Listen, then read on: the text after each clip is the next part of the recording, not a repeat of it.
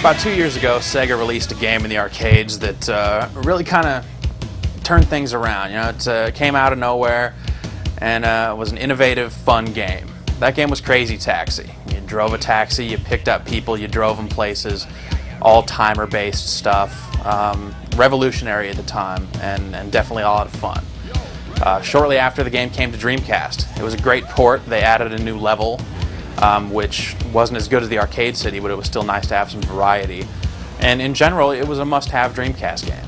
Then Acclaim picked up the rights to deliver Sega's games to other platforms. This is before Sega had abandoned the Dreamcast. It finally came to pass, and Acclaim released Crazy Taxi for the PS2. The Dreamcast version was better. The PlayStation 2 version bogged down in places where it didn't need to bog down, and generally had the feel of a really sloppy port. Now, just in time for the GameCube launch, Acclaim has delivered Crazy Taxi to the GameCube. The game's 2 years old at this point, and it looks a lot like the Dreamcast game. So when you're comparing it to other GameCube games, it looks pretty awful. And on top of that, it still has pop-up, it still has really muddy textures the way that the Dreamcast version did, because you could get away with that 2 years ago. And it's basically a really sloppy port of the game. If you've never played Crazy Taxi before, it might be worth checking out.